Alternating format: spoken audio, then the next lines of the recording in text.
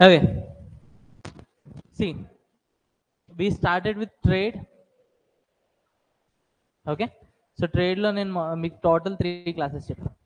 Okay, so three క్లాసెస్లో నేను each and everything మీకు చెప్పాను. లైక్ ట్రేడ్ అంటే ఇంట్రొడక్షన్ ఇచ్చాను. దాని తర్వాత ఈ ట్రేడ్లో ఏంటి అని అంటే కొన్ని బ్యారియర్స్ ఉంటాయి, ట్రేడ్ బ్యారియర్స్ అంటాం. సో ఈ ట్రేడ్ బ్యారియర్స్ వచ్చేసి again 2 types, tariff barriers, non tariff barriers. So tariff barriers అంటే సింపుల్గా ట్యాక్స్ చేయడం, నాన్ టారిఫ్ బ్యారియర్స్ అంటే వేరే ఒక రీజన్స్ చెప్పడం. అయితే ఈ ట్రేడ్ బ్యారియర్స్ ఉండకుండా ఉండడం కోసం మనం ఏం చేస్తామంటే ట్రేడ్ అగ్రిమెంట్స్ చేసుకుంటాం. సో ఆ ట్రేడ్ అగ్రిమెంట్స్ అనేవి నేను మొత్తం మీకు ఎన్ని చెప్పా? 7. Yes, we started with free trade agreement and then preferential trade agreement. Okay, free trade agreement. దాని తర్వాత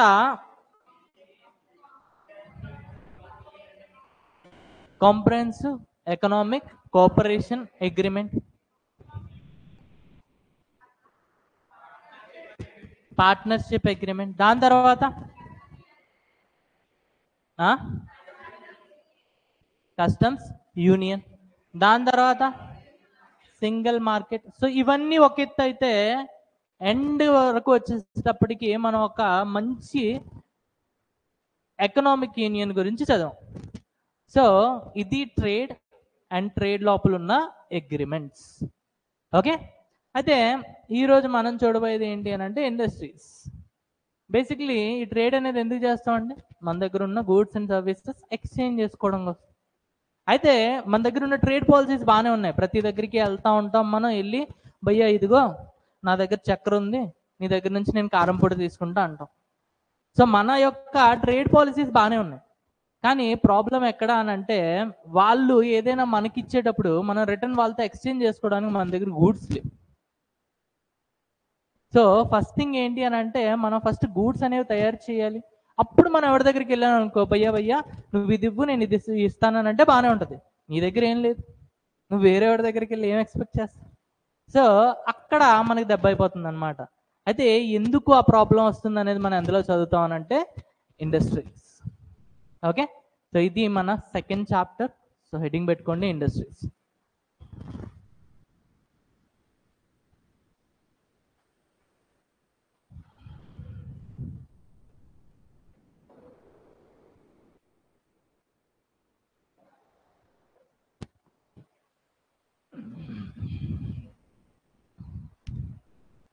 ఓకే, సి ఒక పర్సన్ ఉన్నాడు, అతని పేరు ఏంటి అని అంటే లూయిస్. ఏంటంటే అతని పేరు లూయిస్. ఓకే, సో ఈ లూయిస్ అనే పర్సన్ ఏం చేశాడనంటే ఇతను ఒక రైతు. ఏంటి? రైతు. సో ఇప్పుడు వాడు కాడు, ఒకప్పుడు వాడు. ఇతను ఒక థియరీ ఇచ్చాడు. ఆ థియరీని లూయిస్ థియరీ అంటాం. అది చాలా ఫేమస్ ఎకానమీలో.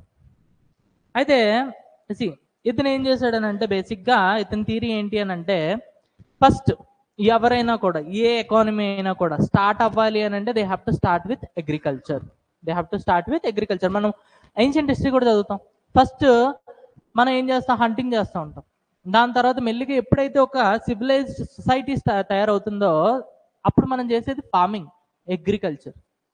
ఎస్, సో ఇతను కూడా అదే చెప్తాడు. ఎప్పుడైనా కూడా ఏ ఎకానమీ అయినా కూడా ఇప్పుడే పుట్టిన పిల్లైనా లేదా ఒక 10 సంవత్సరాలు ఎంత మోడర్న్ ఏజ్లో పుట్టిన పిల్ల అయినా కూడా ఫస్ట్ వాళ్ళు కాన్సన్ట్రేట్ చేసేది ఏంటి అని అంటే అగ్రికల్చర్. అయితే ఎప్పుడైతే స్టార్టింగ్ అగ్రికల్చర్ వాళ్ళు ఎప్పుడైతే ప్రాక్టీస్ చేస్తారో అప్పుడు ఎలా ఉంటుంది అని అంటే ఇంట్లో ఒక 10 కేజీలు తినేవాళ్ళు ఉంటే వాళ్ళు 10 కేజీలే ప్రొడ్యూస్ చేస్తారు. ఎందుకనంటే వాళ్ళ టూల్స్ అవి అంత అడ్వాన్స్ కాదు. సో ఒక 10 కేజీలు డిమాండ్ ఉంటే ఒక 10 కేజీలు లేదా 8-9 కేజీలు సప్లై మాత్రమే చేస్తారు వీళ్ళు. ఎప్పుడైతే ఈ అగ్రికల్చర్ అనేది బాగా మెచ్యూర్ అయిపోతుందో, ఏమవుతుంది? మెచ్యూర్ అవుతుందో అంటే ఏంటి? అగ్రికల్చర్లో ప్రొడక్షన్ అనేది బాగా పెరిగిపోయింది. వాళ్ళు ఏం చేశారు? ఫర్టిలైజర్స్ యూజ్ చేయడం స్టార్ట్ చేశారు. కొత్త రకమైన టూల్స్, డ్రోన్స్ టెక్నాలజీ ఇవన్నీ కూడా స్టార్ట్ చేశారు. దీనివల్ల ఏమైందనంటే అగ్రికల్చర్ యొక్క ప్రొడక్షన్ అనేది బాగా పెరిగిపోయింది. ఇప్పుడు ఏమైంది అని అంటే ఒక ఊర్లో 100 మంది ఉన్నారు అనుకోండి. ఓకే, అయితే ఇనీషియల్గా అయితే ఒక 90 కేజెస్ టొమాటోస్ అనేది వాళ్ళు ప్రొడ్యూస్ చేసేవారు.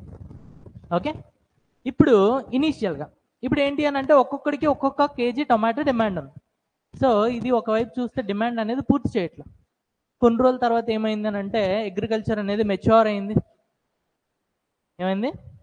మెచ్యూర్ అయింది. మెచ్యూర్ అయిన తర్వాత వీళ్ళు ఏం చేశారని అంటే ఒక 200 కేజెస్ ప్రొడ్యూస్ చేస్తారు. ఎంత ప్రొడ్యూస్ చేశారు? ఒక 200 కేజెస్ ప్రొడ్యూస్ చేశారు అనమాట.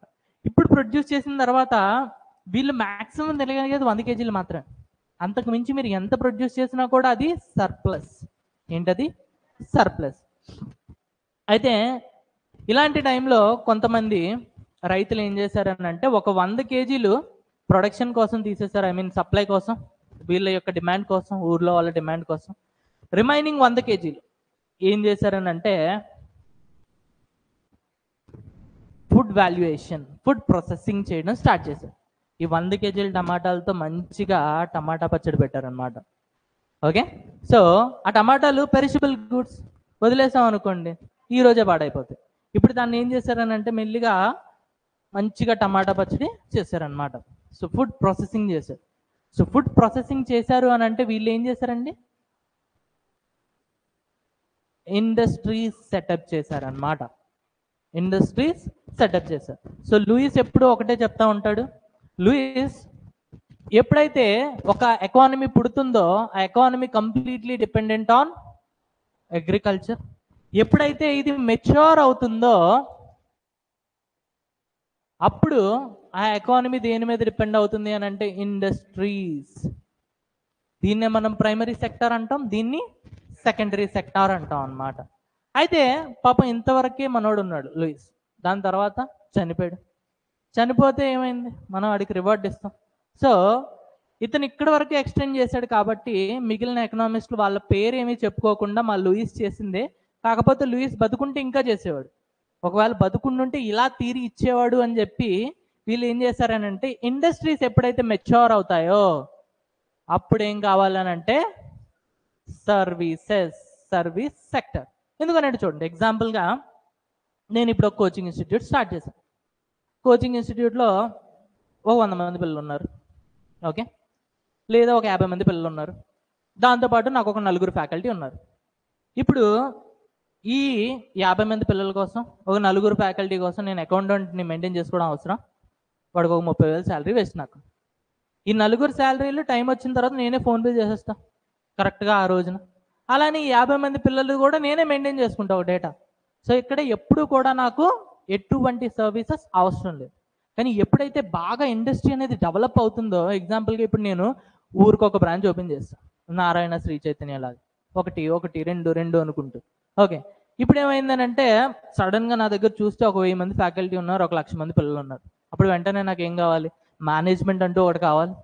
అలానే నా పిల్లల డేటా అంతా స్టోర్ చేసుకోవడానికి నాకు ఒక సాఫ్ట్వేర్ కావాలి. ఆ సాఫ్ట్వేర్ త్రూ నాకు అన్నీ తెలిసిపోతాయి అన్నమాట. ఓకే, అలానే వీళ్ళకి శాలరీస్ పే చేయడానికి నాకు ఒక అకౌంటెంట్ కావాలి. సో ఇవన్నీ ఏంటండి? సర్వీసెస్. ఇవన్నీ ఎప్పుడు వస్తున్నాయి? ఇండస్ట్రీస్ మెచ్యూర్ అండ్ సోఫిస్టికేటెడ్ అవుతున్నప్పుడు మాత్రమే సర్వీసెస్ అనేవి వస్తాయి. So Lewis model simple. Lewis సింపుల్గా ఏం చెప్పాడు అని అంటే ఎలాంటి ఎకానమీ అయినా కూడా first it will start with agriculture. ఎప్పుడైతే అగ్రికల్చర్ బాగా మెచ్యూర్ అవుతుందో, పెద్ద మనిషి అవుతుందో, ఆ టైంలో it will create industries. Industries ఎప్పుడైతే పెద్ద మనిషి అయిపోతాయో అప్పుడు they will create services. So ఇది లూయిస్ మోడల్. అర్థమైందా? ఎస్, రాసుకోండి.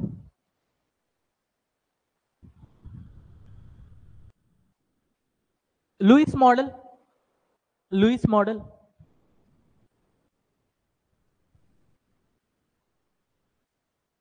Lewis model describes how the economy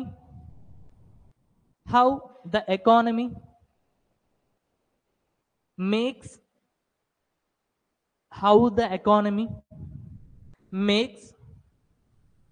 a transition from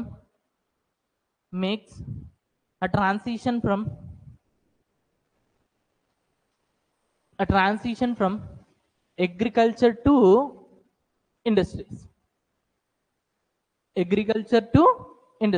See, మీకు ఎగ్జామ్లో క్వశ్చన్ ఎలా ఇస్తాడు అంటే స్టేట్మెంట్ అగ్రికల్చర్ టు సర్వీసెస్ అంటాడు. బట్ సర్వీసెస్ లూయిస్ మోడల్లో ఇవ్వాల, మనం ఎక్స్టెండ్ చేసాం. Okay, from agriculture to industries. Next, initially during the development of economy,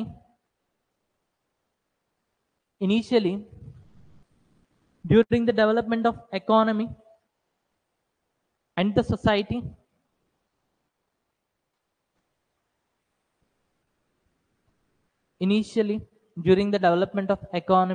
society, the focus is upon agriculture and agriculture related activities.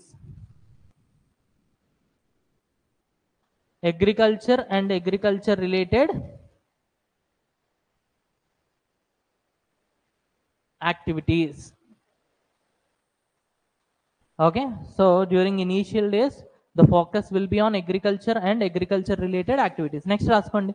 When the agriculture becomes mature over time, when the agriculture becomes mature over time, when the agriculture becomes mature over time, the society starts to move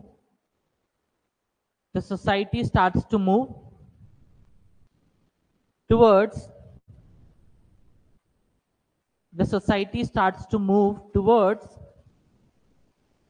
basic industries. దీన్నే మనం modern like హిస్టరీలో చదువుకుంటూ ఉంటాం, industrialisation అంటాం. Industrialisation was first started in Europe. ఆ industrialisation is nothing but Lewis model base మీద చెప్తారు. ఎప్పుడైతే వాళ్ళకి అగ్రికల్చర్ ప్రొడక్షన్ అనేది సర్ప్లస్ అయిపోతుందో, అలానే అగ్రికల్చర్ ఎప్పుడైతే మెచ్యూర్ అవుతుందో ఆ టైంలో they will start the production activities and will call that sector as industries. So basic production అనేది స్టార్ట్ చేస్తాం. నెక్స్ట్ పాయింట్ రాసుకోండి. As the society progresses,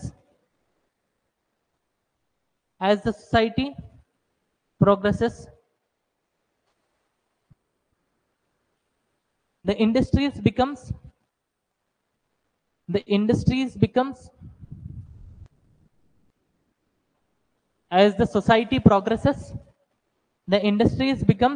diversified and sophisticated.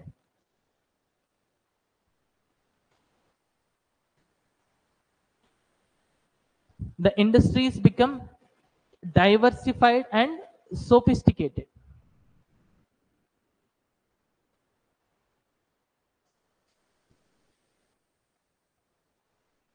Next point. See, ఇక్కడ చూడండి నేను ఏం చెప్తున్నాను. If we extend the logic of Lewis model, రాసుకోండి. If we extend the logic of Lewis model,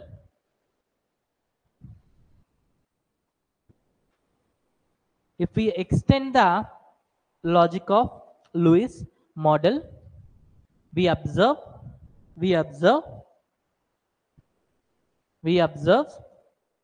once the industries are matured, once the industries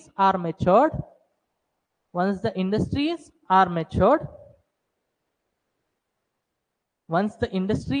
matured, there is a development of service sector. There is a development of service sector. There is a development of service sector. అర్థమైందా? So Lewis model simple అండి. ఎప్పుడైనా కూడా ఏ economy అయినా కూడా basically ఎప్పుడైతే అది start అవుతుందో అది డిపెండ్ అయ్యేది దేని మీద అంటే agriculture and agriculture activities. With the time agriculture will become mature. Once it became mature means production పెరుగుతుంది అంతే. ఓకే, టూల్స్ వాడేది కొంచెం like improved tools, okay, well design tools. అలానే దీనివల్ల ఏమవుతుంది అని అంటే ప్రొడక్షన్ యాక్టివిటీస్ పెరుగుతాయి, అలానే ప్రొడక్షన్ అనేది బాగా పెరుగుతుంది. ఎప్పుడైతే ప్రొడక్షన్ బాగా పెరుగుతుందో అగ్రికల్చర్ సెక్టార్లో, దట్ విల్ క్రియేట్ ఇండస్ట్రీస్. ఇనీషియల్గా బేసిక్ ఇండస్ట్రీస్ వస్తే అప్పుడు ఎటువంటి సర్వీసెస్ అవసరం లే మనకి. ఓకే, ఎప్పుడు సర్వీసెస్ అవసరం అని అంటే when industries became diversified and sophisticated, which means matured. ఆ టైంలో మాత్రమే మనకి సర్వీస్ సెక్టర్ అనేది క్రియేట్ అవుతుందన్నమాట. అయితే వరల్డ్లో ప్రతి country you name it, every country, USA కానీ, యూకే కానీ, కెనడా కానీ, ఆస్ట్రేలియా కానీ, ఏవైనా కూడా first they started with agriculture, then they have move to industries, దాన్నే ఇండస్ట్రియల్ రెవల్యూషన్ అంటాం. Then they started to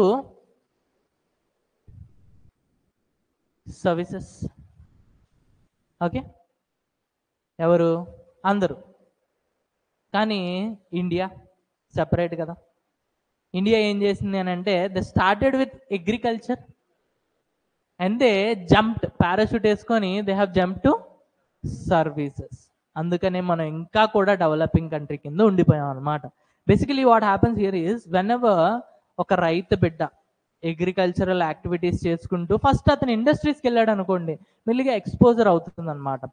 okay, exposure అయిన తర్వాత ఇండస్ట్రీస్లో ఉండి ఉండి ఉండి కొంచెం టాప్ లెవెల్ మేనేజ్మెంట్కి వెళ్తాడు and heal get like హ్యాబిట్యుయేటెడ్ with the service activities.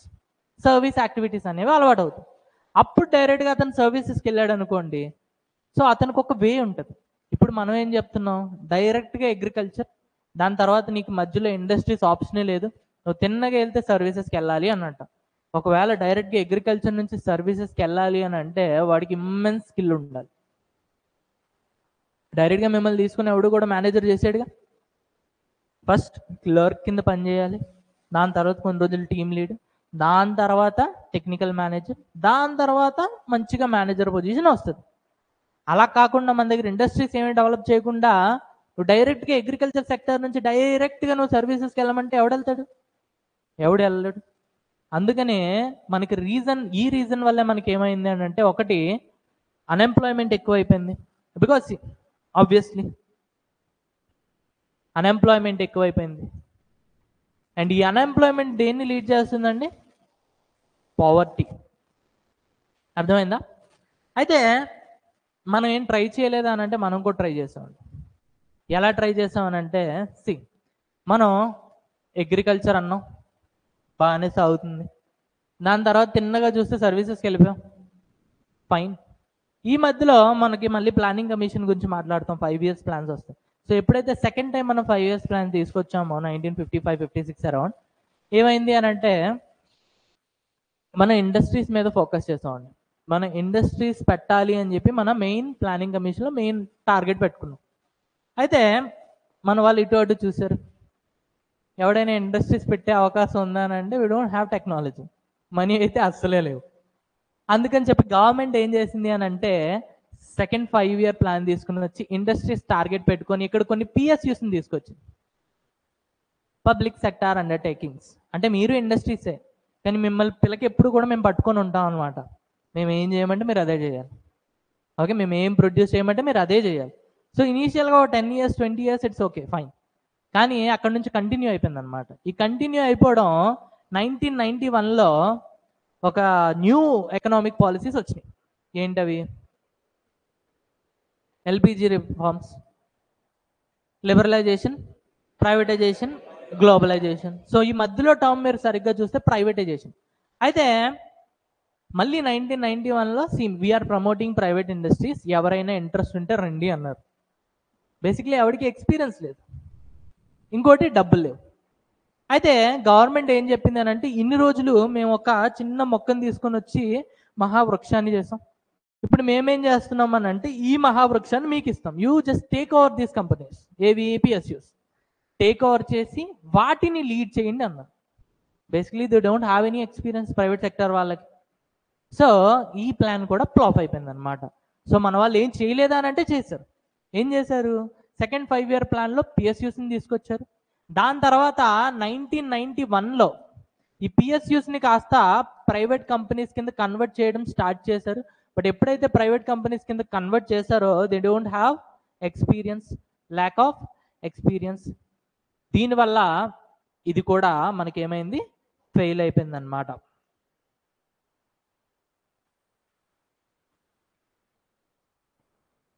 అర్థమైందా? ఎస్. అయితే ఫైనల్గా మన వాళ్ళకి కొంచెం బుద్ధి వచ్చింది. బుద్ధి వచ్చిన తర్వాత 2011లో ఫస్ట్ టైం 2011లో ఇంకా లాభం లేదు, ఇండస్ట్రీస్ని మనం బాగా గ్రోత్ చేయాలి, అని చెప్పి ఒక ఐడియా వేశారనమాట. ఎందుకు అని అంటే I tell you the reason. దానికి ముందు ఒకసారి నేను చెప్పిన పాయింట్స్ అన్ని డిక్టేట్ చేస్తా, రాసుకోండి. Most of the countries like USA, UK, Europe, most of the countries like USA, UK, Europe, etc.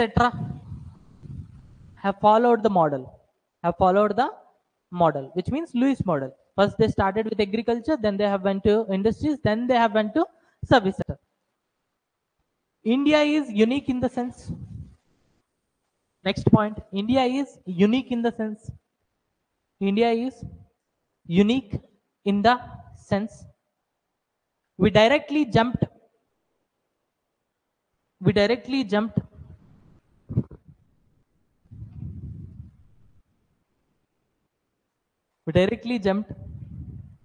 from agriculture to services.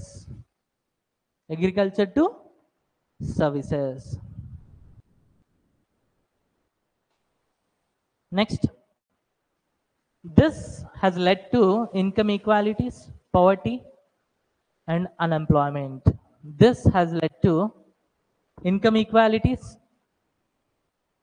unemployment,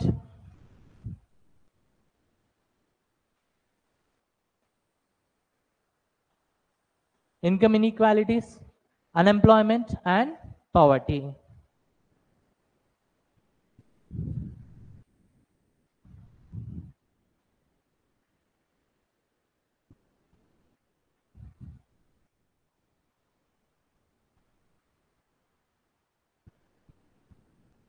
Okay, next point. So the government started to make dedicated programs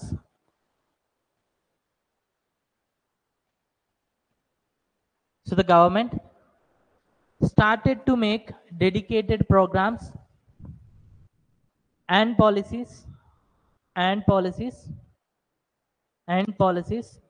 to promote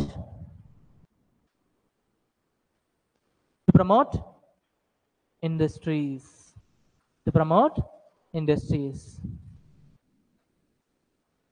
okay, so ఒకవేళ Louis model గురించి అడిగితే రాయగలరుగా? ఏం రాయాలి? First Louis model ఏం చెప్తుంది అని అంటే, ఏ economy అయినా కూడా దే స్టార్ట్ విత్ అగ్రికల్చర్. ఎప్పుడైతే అగ్రికల్చర్ మెచ్యూర్ అవుతుందో దాని తర్వాత that will lead to industries. అయితే ఇండస్ట్రీస్ ఎప్పుడైతే మెచ్యూర్ అవుతాయో they will be diversified and sophisticated. ఒకవేళ మనం లూయి మోడల్ని ఒకవేళ ఎక్స్టెండ్ చేయాలి అనుకుంటే, ఎప్పుడైతే ఇండస్ట్రీస్ అనేవి మెచ్యూర్ అవుతాయో they lead to service sector. ప్రతి ఎకానమీ కూడా ఖచ్చితంగా ఈ 3 phases నుంచి వెళ్ళాలి, ఈ 3 phases నుంచి వెళ్ళాలి. ఒకవేళ వెళ్ళకుండా ఇండియా లాగా డైరెక్ట్ జంప్ చేసింది అనుకోండి, ఏమవుతుంది? Unemployment, poverty, and finally it leads to income inequalities. Okay, అయితే see,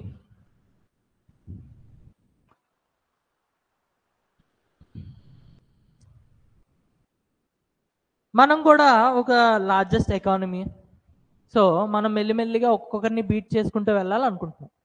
అయితే మన వాళ్ళకు ఒక ప్యాషన్ అయిపోయింది. ఎక్కడికి వెళ్ళినా కూడా మన వాళ్ళు ఫస్ట్ ఇచ్చే స్టేట్మెంట్ ఏంటి అని అంటే, బై 2025. ఎప్పటికి అంటే ఇయరే, బై 2025 మా ఎకానమీ మస్ట్ బి $5 trillion అని చెప్తున్నారు అనమాట. ఎంత? $5 trillion.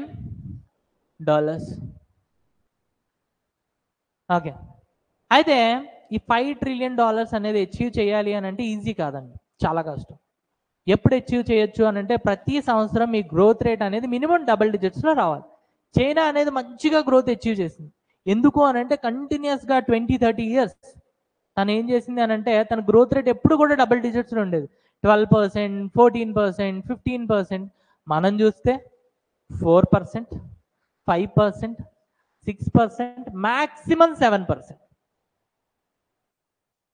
సో మనం ఒకవేళ $5 trillion అనేది అచీవ్ చేయాలి అనుకుంటే, డ్రీమే ఒకవేళ అచీవ్ చేయాలి అనుకుంటే మనం కూడా ఏం చేయాలి, కంటిన్యూస్గా కొన్ని సంవత్సరాలు ఏం చేయాలి, 10%, 12% ఇలా మనం కూడా గ్రోత్ రేట్ చూపించాలి. అప్పుడే మనం $5 ట్రిలియన్ అనే గోల్ని రీచ్ అవుతాం. అయితే ఈ గోల్ని రీచ్ అయ్యే భాగంలో మన వాళ్ళు ఏం చేశారంటే ఒకసారి మనల్ని మనం అనాలిసిస్ చేసుకున్నారనమాట. ఇప్పుడు ప్రజెంట్ మన జీడిపి ఎంత ఉంది అని అంటే ఒక 6% అరౌండ్. ఎంత? 6% ఉంది. అయితే దీన్ని 3 సెక్టర్స్ ఉంటాయి కదా, primary sector, secondary sector and tertiary sector. మళ్ళీ చెప్తున్నా ఒకసారి, వీటినే మనం primary sector, secondary sector and tertiary sector అంటాం అనమాట. సో ప్రైమరీ అని ఎందుకు అంటాం అని అంటే this is primary for any economy. ఇప్పుడే చెప్పాను, ఎప్పుడైతే అవి మెచ్యూర్ అవుతాయో that will lead to secondary sector. So this is secondary sector. And ఎప్పుడైతే ఇవి మెచ్యూర్ అవుతాయో that will lead to tertiary sector. Okay, అయితే ఇక్కడ కూడా అదే చూసుకుంటే మన వాళ్ళు ఏం చేశారు అని అంటే అగ్రికల్చర్, మ్యానుఫ్యాక్చరింగ్, ఇండస్ట్రీస్, అలానే సర్వీసెస్ ఇలా డివైడ్ చేశారు. ఓకే, అయితే అగ్రికల్చర్లో మనకి గ్రోత్ రేట్ ఎంత ఉంది అని అంటే 3%. ఎంత? 3%. అంటే ఈ ఇయర్ మీరు ఒకవేళ 100 kgs లేదా 100 టమాటా పళ్ళు ప్రొడ్యూస్ చేస్తున్నారని అంటే నెక్స్ట్ ఇయర్కి మన ప్రొడక్షన్ ఎంత ఉంటుంది అని అంటే 103. సో కన్సిస్టెంట్గా 3% ఉంటుంది. ఓకే, ఇంకోవైపు మ్యానుఫ్యాక్చరింగ్ ఇండస్ట్రీస్ చూస్తే 8% ఉంది. ఎందుకు అని అంటే మన దగ్గర ఇండస్ట్రీస్ లేవు. సో మీరు కొద్ది గొప్ప చేసినా కూడా ఖచ్చితంగా ఒక ఇండస్ట్రీ పెరిగినా కూడా దాని పర్సెంటేజ్ అనేది ఇంపాక్ట్ ఎక్కువ ఉంటుంది. ఇంకోవైపు మన సర్వీసెస్ వైపు చూస్తే ఇది కూడా అరౌండ్ 8% ఉంది. ఇది ఒక 9% వేసుకోండి. Okay fine. సో టోటల్గా దిస్ లీడ్స్ టు 6 to 7% అనేది మనకి ఉందన్నమాట. అయితే ఇప్పుడు గవర్నమెంట్ ఆలోచించింది, మనకి $5 ట్రిలియన్ కావాలి. $5 ట్రిలియన్ కావాలి అని అంటే ఖచ్చితంగా ఈ 3 industries like primary sector, secondary sector, tertiary sector, ఈ మూడిట్లో కూడా మంచి గ్రోత్ ఉండాలి. అప్పుడే మనకి $5 ట్రిలియన్ అనేది వస్తుంది. ఒకవేళ ఈ 3 ఆటోమేటిక్గా మంచిగా గ్రోత్ అయినాయి అనుకోండి, గ్రోత్ రేట్, అప్పుడు ఇది మోర్ దెన్ 10% ఉంటుంది. ఒకవేళ ఇది మోర్ దెన్ 10% ఉంది అనుకోండి, అప్పుడు ఖచ్చితంగా మనది కొన్ని సంవత్సరాల్లో $5 ట్రిలియన్ అనే డ్రీమ్ అచీవ్ అవుతుంది. అయితే చూసారు అగ్రికల్చర్ ఏముంది, అదే ల్యాండ్. ఇంకా నేను మళ్ళీ నెక్స్ట్ మీకు ఒక పాలసీ చెప్తాను. ఆ పాలసీలో చూస్తే రోజు రోజుకి అగ్రికల్చర్ ల్యాండ్ అనేది తగ్గిపోతుంది. సో ఆబ్వియస్గా అగ్రికల్చర్లో మనకు గ్రోత్ అయ్యే ఛాన్సెస్ లేవు. ఇంకోవైపు సర్వీసెస్ చూసారు, సర్వీసెస్లో 8% ఉంది. కొన్ని సర్వీసెస్ ఏమైనా సడన్గా పెంచేసి సడన్గా మనం ఏమైనా రిచ్ అయిపోద్దాం అని చూస్తే సర్వీసెస్లో ఆల్రెడీ ఏషియా మొత్తంలో, ఇన్ఫ్యాక్ట్ వరల్డ్ మొత్తంలో నెంబర్ 1 ఎవరు అని అంటే ఇండియా. ఇంకా అందులో కూడా మీకు సర్వీసెస్లో ఇంకా పెంచేదానికి ఏం లేదు. ఎక్కడికి వెళ్ళి మీరు చూసినా కూడా సాఫ్ట్వేర్ ఇంజనీర్స్లో ఖచ్చితంగా ఇండియన్సే ఉంటారు. ఎక్కడికి వెళ్ళి మీరు SAP కన్సల్టెంట్స్ చూసినా ఇండియన్సే ఉంటారు. You name it. ఒకవేళ వెళ్ళి హౌస్ మేట్స్ కింద చూసిన దుబాయ్లో మీకు ప్రతి ఇంట్లో కూడా ఇండియన్సే ఉంటారు. ఎస్, సో సర్వీసెస్లో కటింగ్ చేసేవాళ్ళు, కుట్టేవాళ్ళు కూడా మన వాళ్ళే ఉంటారు బేసిక్లీ. సో సర్వీసెస్లో కూడా మనం మహా అయితే గింజుకుంటే ఒక 9% వస్తుంది. ఓకే, అయితే ఇంకా మిగిలింది ఏంటి అని అంటే మ్యానుఫ్యాక్చరింగ్.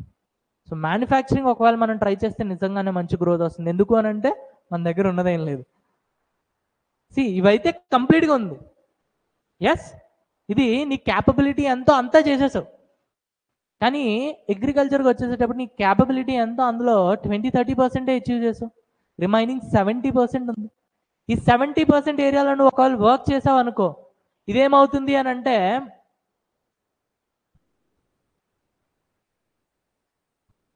ఇది మీకు ప్రతి సంవత్సరం ఎకనామిక్ సర్వేలో ఖచ్చితంగా ఫస్ట్ కనిపించే ఫిగర్ అండి. ఓకే, సో ఈ సంవత్సరం కూడా నేను యాక్చువల్లీ వెయిట్ చేస్తున్నాను ఎకనామిక్ సర్వే కోసం. వస్తే ఇంకా బెటర్గా చెప్తా. ఓకే, సో లెట్స్ కీప్ అగ్రికల్చర్ని అయితే మనం పెద్దగా చేసేది ఏం లేదు. So let's keep agriculture 3%. Manufacturing మనం 12 to 14% ఏం చేద్దాం. ఎంత చేద్దాం? 12 to 14%.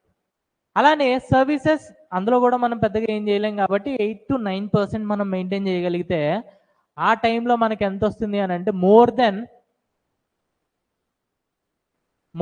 10% గ్రోత్ అనేది వస్తుంది. ఒకవేళ మోర్ దెన్ 10% గ్రోత్ అనేది వచ్చిందా ఖచ్చితంగా మనం $5 ట్రిలియన్ ఎకానమీ కింద కన్వర్ట్ అవుతాం. అర్థమైందా? సో ఇక్కడ మనం చేయగలిగేది ఏముంది? ఓన్లీ ఇండస్ట్రీస్ని మనం ఏం చేయాలి, ఏం చేసి 12 to 14% గ్రోత్ రేట్కి తీసుకెళ్ళాలి. ఓకే, సో ఇంత ఎందుకు ఎక్స్ప్లెయిన్ చేశానంటే మీకు సింపుల్గా కొన్ని క్వశ్చన్స్ వస్తాయండి. ఒక 5 స్కీమ్స్ చెప్తా. ఆ 5 స్కీమ్స్లో మీకు బాగా తెలిసింది ఏంటి అని అంటే make in India. Okay, so ఈ 5 స్కీమ్స్లో ఏ స్కీమ్ మీద క్వశ్చన్ వచ్చినా కూడా మీ ఆన్సర్ అనేది ఒకటే. ఓకే, అందుకని ఇంత ఎక్స్ప్లెయిన్ చేసింది. సో ఇక్కడ మన గవర్నమెంట్ ఆబ్జెక్టివ్ ఏంటి అని అంటే ఒకటి గ్రోత్ రేట్ ఆఫ్ ఇండస్ట్రీస్ని మనం ఏం చేయాలి? 12 to 14% చేయాలి. ఓకే, 12 to 14% చేసి దీని కాంట్రిబ్యూషన్ ఇప్పుడు అరౌండ్ 16%, 15% ఉంది. దాన్ని తీసుకుని వచ్చి 25% చేయాలి కాంట్రిబ్యూషన్ ఇన్ జీడిపి. కాంట్రిబ్యూషన్ అంటే ఏం లేదండి, ఇప్పుడు మీ టోటల్ ఇన్కమ్ అనేది 100 రూపాయలు అనుకోండి, అది మీ ఇన్కమ్ అంటాం. ఒకవేళ కంట్రీ యొక్క ఇన్కమ్ 100 రూపాయలు అయితే దాన్ని ఏమంటాం? జీడిపి. ఇప్పుడు దీన్ని కూడా మనం మళ్ళీ అగైన్ 3 పార్ట్స్ కింద డివైడ్ చేస్తాం. అగ్రికల్చర్ ద్వారా నువ్వు ఎంత సంపాదించావు, మ్యానుఫ్యాక్చరింగ్ ద్వారా నువ్వు ఎంత సంపాదించావు, అలానే సర్వీసెస్ ద్వారా నువ్వు ఎంత సంపాదించావు. ఓకే, సో ఈ రెండు కలిపి అరౌండ్ 40% ఉంటాయి. 60% వచ్చి సర్వీసెస్ ఉంటాయండి.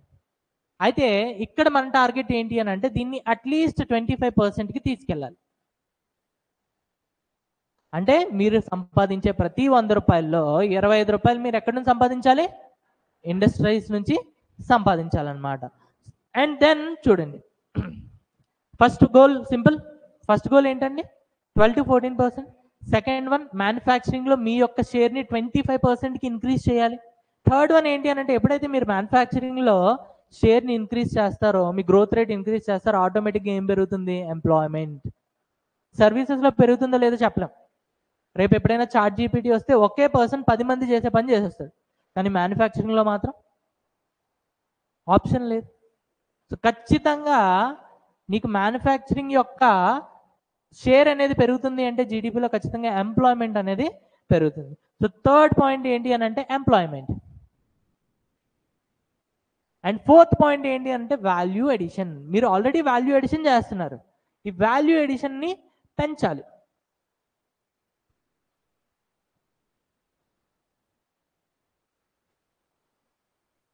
వాల్యూ ఎడిషన్ ఏం చేయాలండి? పెంచాలి. వాల్యూ ఎడిషన్ అంటే ఏంటో చూడండి. ఇప్పుడు మన దగ్గర కాపర్ అనేది అంత ఎక్కువ లేదండి, మనం ఎక్కువ బయట నుంచి మనం ఇంపోర్ట్ చేసుకుంటాం దీన్ని, copper. So this is India. India ఏం చేస్తుందండి? కాపర్ని బయట నుంచి ఇంపోర్ట్ చేసుకుంటాం. ఇంపోర్ట్ చేసుకుంది లెట్స్ సే 100 రూపాయలు అనుకోండి. ఎంత? 100 రూపాయలు. ఇప్పుడు దాన్ని ఏం చేస్తుంది అని అంటే ఒక మ్యానుఫ్యాక్చరింగ్ ఇండస్ట్రీకి పంపిస్తుంది.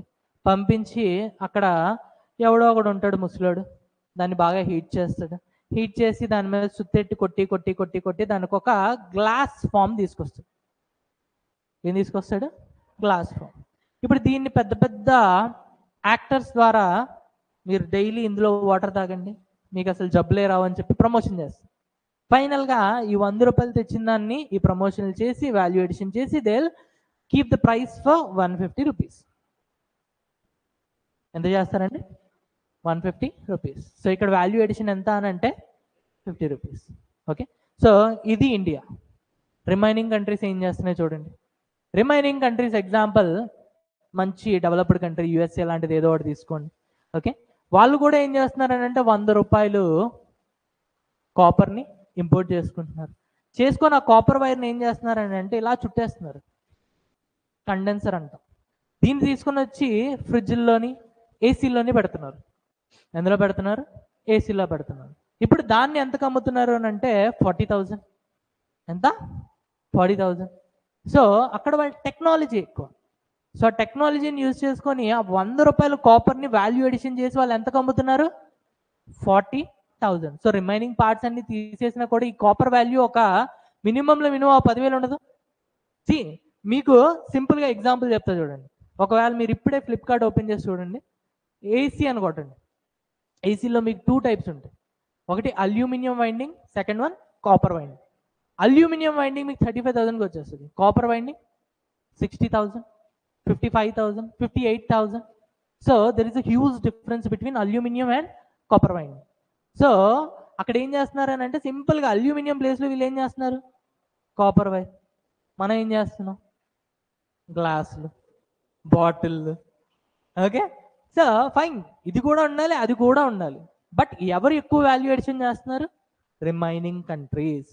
So when I say value addition, మనం చేయట్లేదని కాదు, మనం కూడా చేస్తున్నాం. కానీ మనం చేస్తున్న వాల్యూ ఎడిషన్తో మనం $5 trillion అచీవ్ చేయాలి అని అంటే it will take years and years. అందుకని చెప్పి 4th పాయింట్ ఏంటి అని అంటే, వాల్యూ ఎడిషన్ని పెంచాలి. ఓకే, సో నేను ఇప్పుడు మీకు 5 స్కీమ్స్ చెప్తా. ఆ 5 స్కీమ్స్లో ఏదైనా కూడా ఇంట్రొడక్షన్ ఒకటే. Objective is, first one, growth రేట్ని 12 to 14% పెంచాలి. అలానే ఇండస్ట్రీస్ ఆర్ మ్యానుఫ్యాక్చరింగ్ యొక్క షేర్ని 25% వరకు తీసుకెళ్ళాలి.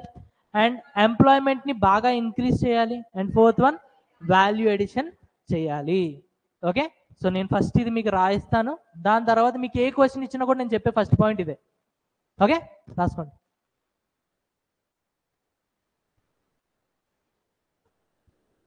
The government of India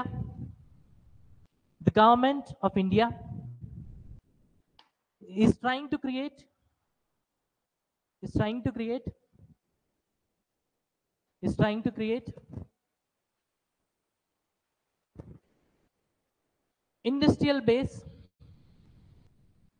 industrial base in order to transform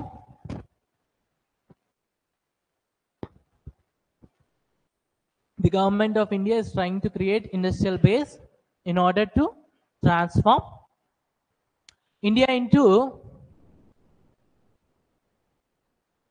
$5 trillion economy. $5 trillion economy.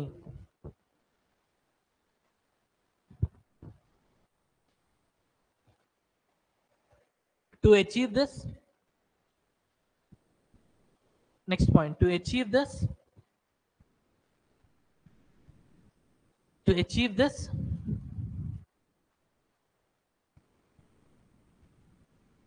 first point, government plans to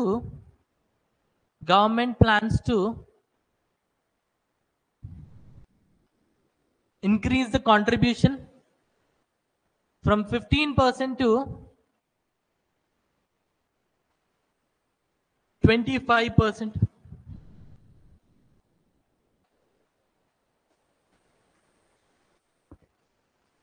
Government plans to increase contribution of manufacturing from 15% to 25%.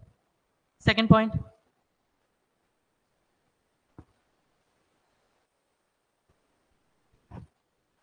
generate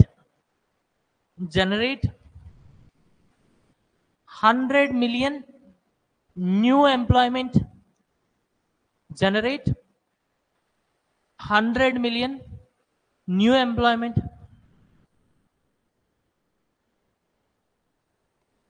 Third point, increase the growth rate of manufacturing by 12 to 14%. Increase the growth rate of manufacturing by 12 to 14%.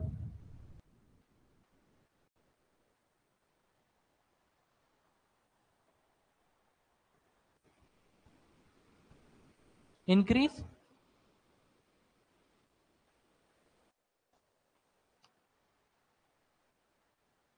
the growth rate of manufacturing by 12 to 14%. And last point, value addition. Right.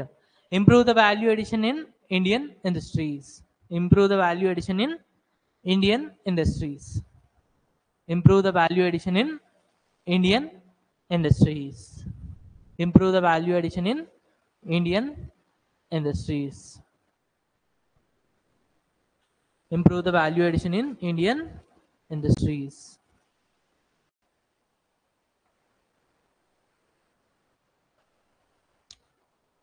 Okay, figures వేసుకోండి రెండు.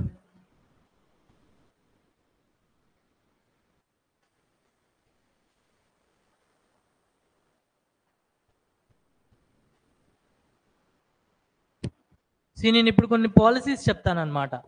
Okay, national manufacturing policy అని, industrial corridor అని, make in India అని, okay, so faced manufacturing అని.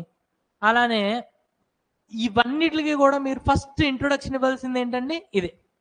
Government main object ఏంటి అని అంటే, first point 25% share in GDP contribution. Second one, 100 million new employment. Third one, growth rate 12 to 14%. Fourth one, value addition.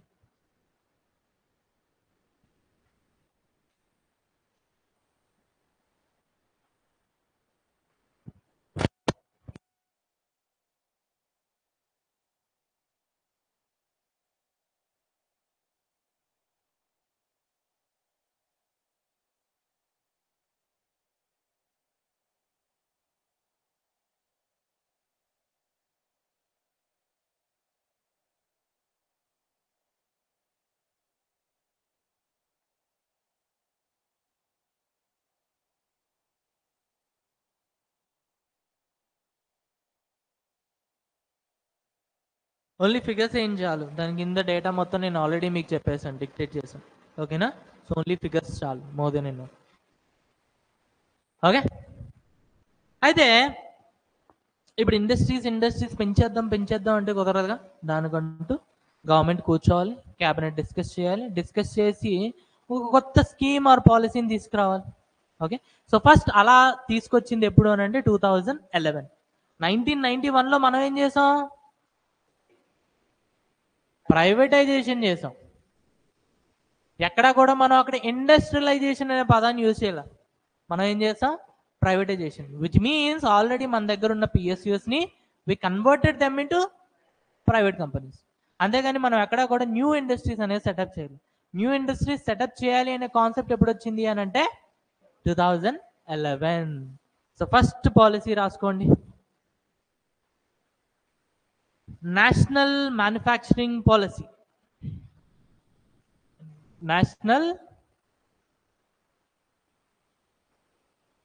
Manufacturing policy 2011.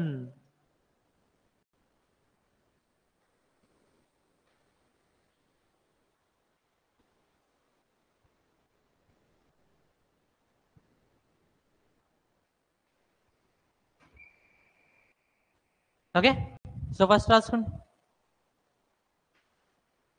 NMP aims to increase the share of manufacturing to 25%. రాసుకోండి, same point. NMP aims to increase the manufacturing. NMP aims to increase the share of manufacturing to 25%, comma, to generate 100 million jobs in manufacturing, comma, to generate 100 million jobs in manufacturing, and to achieve a growth rate of 12 to 14%. To achieve a growth rate of 12 to 14%, and to improve the value addition in Indian industries. And to improve the value addition in Indian industries. వచ్చి check చేస్తాను, ఎవరైనా రాయకపోతే మాత్రం తగులుతాయి పక్కా. Okay, మీకు ఇప్పుడు ఏ policy, ఏ scheme ఇచ్చినా కూడా first రాయాల్సిన point ఏంటి, ఇది. ఇందాక నేను 4 పాయింట్స్ మీకు అర్థం కావడం కోసం డిఫరెంట్గా చెప్పాను, కానీ మీరు ఎగ్జామ్లో ఎలా రాయాలి ఇప్పుడు నేను చెప్పినట్టు. Okay, so NMP aims to increase the contribution to 25%, comma, to generate employment of 100 million new jobs, comma, to achieve the growth rate of 12 to 14%, and to increase or to improve the value addition in the Indian industries. Okay, అయితే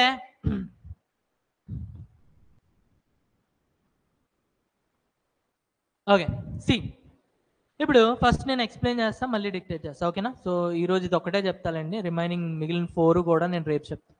okay, fine. So C,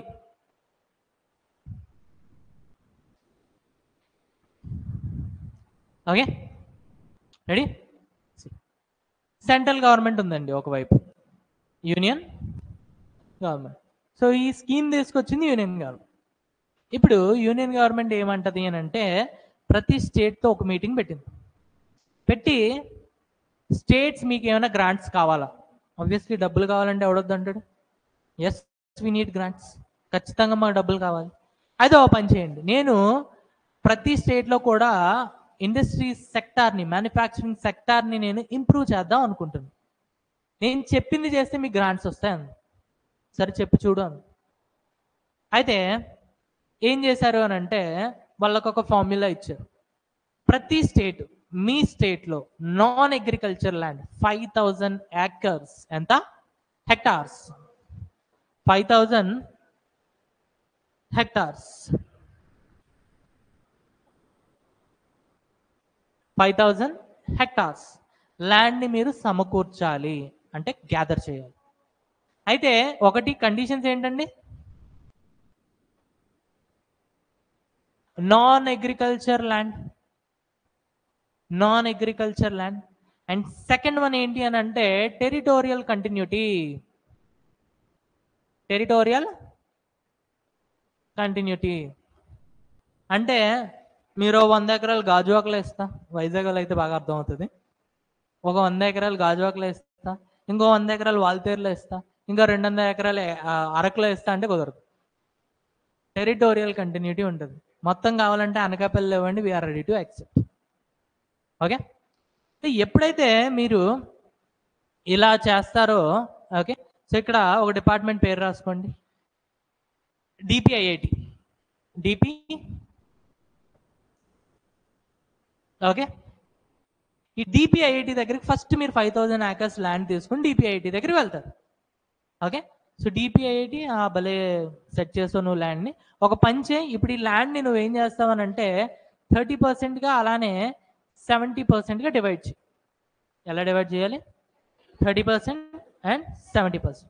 ఈ 70%లో ఏం చేస్తావు అని అంటే infrastructure పిలిచి, infrastructure అంటే roads కానీ, power supply కానీ, వాటర్ సప్లై కానీ, అలానే కొత్తగా స్కిల్ డెవలప్మెంట్ ప్రోగ్రామ్స్ కానీ, ఇన్స్టిట్యూషన్స్ కానీ, ఇవన్నీ ఇందులో పెట్టు.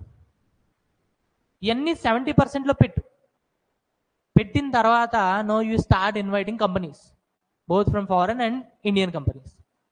ఓకే, సో ఫస్ట్ నువ్వు ఏం చేసావు? 5000 ఎకరాల ల్యాండ్ అనేది నువ్వు గ్యాదర్ చేసావు. గ్యాదర్ చేసి ఎవరి దగ్గరికి వెళ్ళావు? DPIIT. Okay, so simple, department for promotion of industries and internal trade. Okay, మళ్ళీ డిక్టేట్ చేస్తా, no worries, department for promotion of industries and internal trade. దీని దగ్గరికి వెళ్తావు.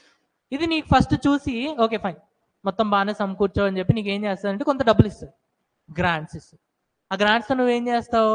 30%, 70% కింద డివైడ్ చేస్తావు.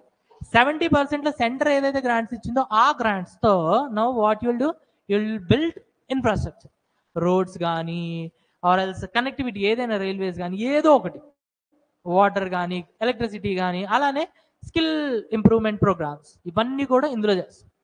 ఇప్పుడు ఇవన్నీ చేసిన తర్వాత ఏం చేస్తావు అనంటే యుల్ కాల్ ఇండస్ట్రీస్. ఓకే, ఎగ్జాంపుల్గా కొంచెం బూతే బట్ స్టిల్ మంచి డైలాగ్, రూమ్ అంతా రెడీ చేసి అప్పుడు మన ఇద్దరిని పంపిస్తాం అనమాట. ఫైన్, అలాంటిది. సో ఇక్కడ మనం అంతా రెడీ చేసేసాం, అంతా రెడీ చేసి now will call industries. See industries 70% area మేము సెపరేట్ చేసాం. ఈ 70% ఏరియాలో యూ నేమ్ ఇట్, నీకేం కావాలో చెప్పు, అన్నీ అందులో ఉన్నాయి. ఓకే, అయితే నువ్వు ఈ 30% ఏరియాలో ఇండస్ట్రీస్ పెట్టు, మాకు జాబులు ఇప్పించు, అలానే 25% షేర్కి తీసుకెళ్ళు, అలానే 12 to 14% గ్రోత్ రేట్ చూపించు, అలానే వాల్యూ ఎడిషన్ కూడా ఎవ్రీ ఇయర్ నువ్వు పెంచుకుంటావు. ఇంకా నేను ఈ రోజు కాపర్ బాటిల్లే చేస్తా, రేపు కూడా కాపర్ బాటిల్లే చేస్తా, ఎల్లుండి కూడా కాపర్ బాటిల్లే చేస్తా అంటే కుదరదు. ఈరోజు కాపర్ బాటిల్ చేస్తావా, రేపు ట్రై రిఫ్రిజిరేటర్స్, దాని తర్వాత ఇంక ఎలానో అంతవరకు వచ్చావు కాబట్టి ఏసీలు, ఇంకా రేపు ఏదైనా అడ్వాన్స్ టెక్నాలజీ ఉంటే దాని వైపు. సింపుల్. ఫస్ట్ ఏం చేస్తాయి states? 5,000 acres hectares land gather చేస్తే.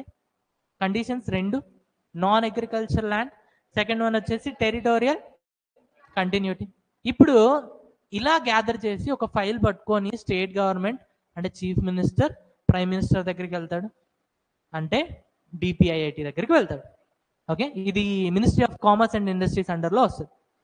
ఓకే, అయితే ఎప్పుడైతే వీళ్ళ దగ్గరికి వెళ్తారో వీళ్ళు చెక్ చేస్తారు, నిజంగానే వీళ్ళు 5,000 acres అనేవి గ్యాదర్ చేశారు లేదా. గ్యాదర్ చేస్తే వాళ్ళకి ఏంటి అని అంటే గ్రాంట్స్ వస్తాయి. గ్రాంట్స్ వచ్చేటప్పుడు కండిషన్స్ ఏంటి అని అంటే నువ్వు 30% 70% కింద డివైడ్ చేయి, 70%లో ఇన్ఫ్రాస్ట్రక్చర్ మొత్తం బిల్డ్ చేసి, దాని తర్వాత 30%లో జనాల్ని ఇన్వైట్ చేయి, అక్కడ వాళ్ళ ఇండస్ట్రీస్ ఓపెన్ చేయమని. సో అలా ఫైనల్గా నువ్వేం చేస్తావు, 4 goals అచీవ్ అవుతావు. ఒకటి 25%, అలానే 12 to 14% గ్రోత్ రేట్, అలానే 100 million న్యూ ఎంప్లాయ్మెంట్, అలానే. అయితే స్కీమ్ చాలా మంచిదండి, చాలా బాగుంది. అయితే ఇప్పుడు ఏమైంది అని అంటే వీళ్ళు ఏమడిగారు, కంటిన్యూటీ కావాలన్నారు. సో కంటిన్యూటీ కావాలన్నప్పుడు మీరు సినిమాలు కూడా దీని మీద చాలా వచ్చినాయి. మీరు అబ్జర్వ్ చేస్తే చాలా మూవీస్లో ఏం చేస్తారని అంటే ఇక్కడ ఇండస్ట్రీస్ వస్తుంది, మీరు ఇక్కడ ఉండడానికి లేదు అని చెప్పి పంపించేస్తూ ఉంటారు, ఖాళీ చేసేస్తుంటారు, వెకేట్ చేస్తూ ఉంటారు. అయితే ఈ ప్రాసెస్లో ఏం చేశారనంటే చాలా మందిని అగ్రికల్చర్ ల్యాండ్స్ అయినా కూడా వాటిని ఖాళీ చేసేసి వీళ్ళు వేరే దగ్గరకు పంపించేశారు, సేయింగ్ ఇవి నాట్ సూటబుల్ ఫర్ అగ్రికల్చర్. అయితే సెంటర్ ఇన్వాల్వ్ అయిందనమాట. ఇన్వాల్వ్ అయ్యి అవి సూటబుల్ ఫర్ అగ్రికల్చర్ కదా, మీరు ఎందుకు అలా చేస్తున్నారు అని చెప్పి అడిగింది. అయినా నీకు అనవసరం, ల్యాండ్ అనేది ఎవరి సబ్జెక్ట్ ఉన్నానంటే స్టేట్ లిస్ట్. ఇది అగ్రికల్చర్ ల్యాండా నాన్ అగ్రికల్చర్ ల్యాండా అని డిసైడ్ చేసేది ఎవరు అని అంటే స్టేట్. సో నా పవర్ని నేను యూజ్ చేసుకుంటున్నాను, నీకు 5,000 acres కావాలి, నేను నీకు 5,000 acres ఇచ్చాను, సో మూసుకొని సంతకం పెట్టు, గ్రాంట్స్. ఫైన్, నీ పవర్ నువ్వు చూపించావు, నా పవర్ నేను చూపిస్తాను.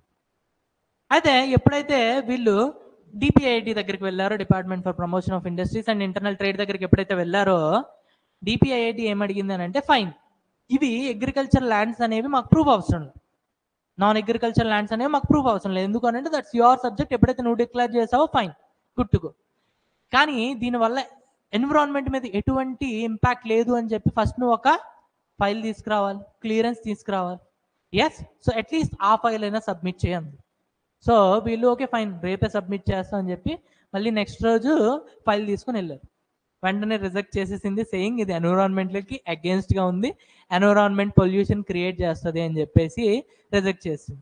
దాని తర్వాత ఇందాక నువ్వేమన్నావు అని అంటే ఒక ల్యాండ్ని agriculture land non agriculture land decide చేసే పవర్ నాదన్నా.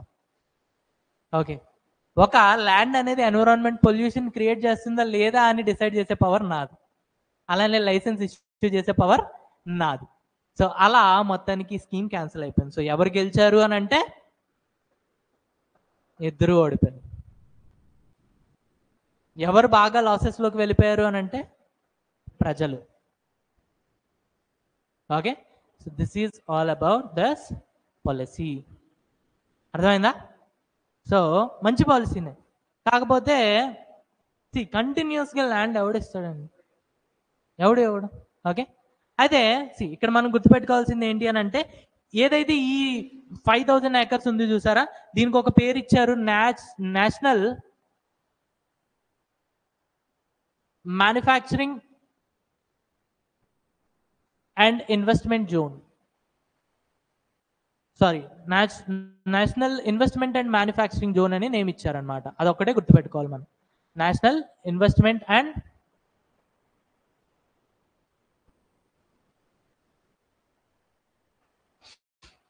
Okay, simple. సో 5,000 hectares, దాంట్లో 2 conditions, non agriculture and territorial continuity. Okay, దాన్ని బట్టి డిపిఐటి ఏం చేస్తుందండి, దీన్ని నోడల్ ఏజెన్సీ అంటాం. నోడల్ ఏజెన్సీ ఇక్కడ ఏం చేస్తుంది అంటే సింపుల్గా బ్రోకర్ పని చేస్తుంది ఎవరెవరి మధ్యలో, state government and central government మధ్యలో. ఓకే, సో అలా పనిచేసి ఫండ్స్ అనేవి ట్రాన్స్ఫర్ చేస్తుంది. ఎప్పుడైతే ఫండ్స్ ట్రాన్స్ఫర్ చేస్తాయో they'll divide the entire land, when I say land, NIMJ, okay, national investment and manufacturing zone, into 2 parts, 30% and 70%. In 70% they will infrastructure everything, and remaining 30% they will invite the people to invest over there. Okay, so ఇది national manufacturing policy 2011. Okay, రాసుకోండి ఫాస్ట్గా. Under NMP, under NMP, the state has to arrange 5,000 hectares of non-agricultural land.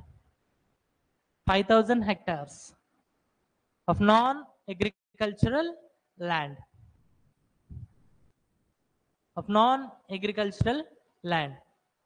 Called as NIMJ, National Investment and Manufacturing Zone.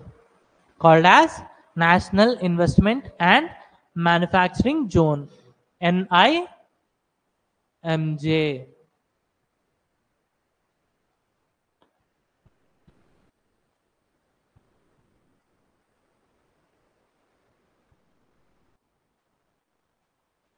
Now this NIMJ is divided into two parts. Raskondi. Now this NIMJ is divided into two parts. Now this NIMJ is divided into two parts.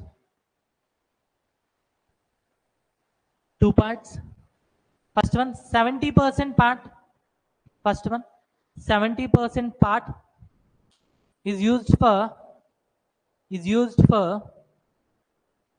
infrastructure. 70% part is used for this. NIMJ is divided into two parts. Okay, this NIMJ is divided into two parts. First one, 70% for investment and for infrastructure and skill development.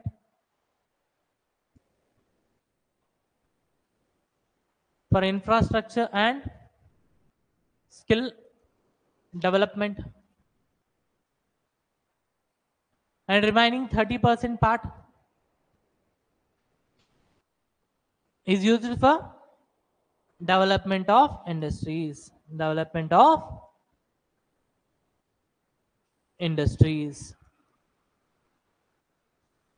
Is used for development of industries. Okay, now write down DPIIT.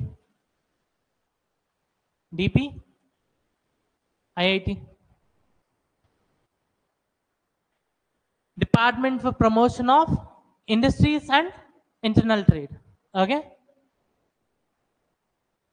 Department for Promotion of Industries and Internal Trade. Department for Promotion of Industries and Internal Trade is the nodal agency. Is the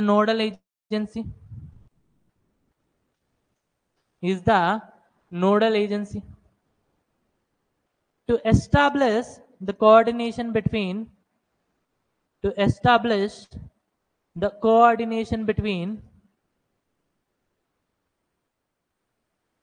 center and states.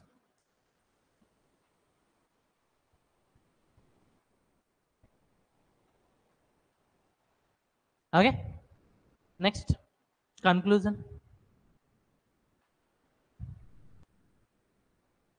NMP could not achieve its ultimate objective. ఏంటండి? ఆ 4. Okay, its ultimate objective because of the challenges like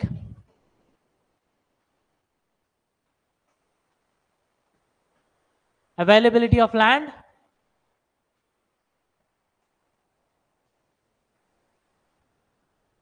and environmental issues. and environmental issues.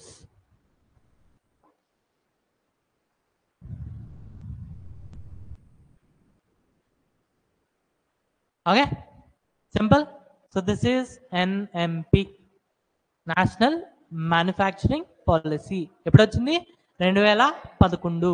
Okay, దీన్ని బట్టి states అనేవి వాళ్ళ స్టేట్లో ఒక non agriculture continuity ల్యాండ్ని gather చేస్తే ఎంతండి? 5000 హెక్టార్స్. దీన్ని ఏమంటాం? NIMJ, national investment and manufacturing zone. Okay, so దీంట్లో ఏంటి అని అంటే they will further divide this NIMJ into 2 parts. One is 70% and 30%. 70% లో what they will do? Infrastructure skill development. 30% లో what they will do? Industrial development. అయితే ఈ policy అనేది achieve అయిందా ఆబ్జెక్టివ్స్ అని అంటే లేదు. ఎందుకు అని అంటే availability of land, environmental issues. Okay, remaining 4 policies ఉన్నాయి, రేపు 4 పాలసీస్ కవర్ చేద్దాం. Okay, so make in India విన్నే ఉంటారు కదా, make in India 2.0. Okay, so 2014, 2020 ఇవన్నీ రేపు కవర్ చేస్తాం. ఫైన్. సో మీరు గుర్తుపెట్టుకోవాల్సింది ఓన్లీ 4 ఆబ్జెక్టివ్స్. ఒకటి 25% share in GDP, 12 to 14% growth, 100 million job creation, and then value addition. Okay, so ఈ 4 గుర్తుపెట్టుకోండి, రేపు ఈజీ అయిపోతుంది క్లాస్. చలో దెన్ బాయ్ ఫర్ టుడే.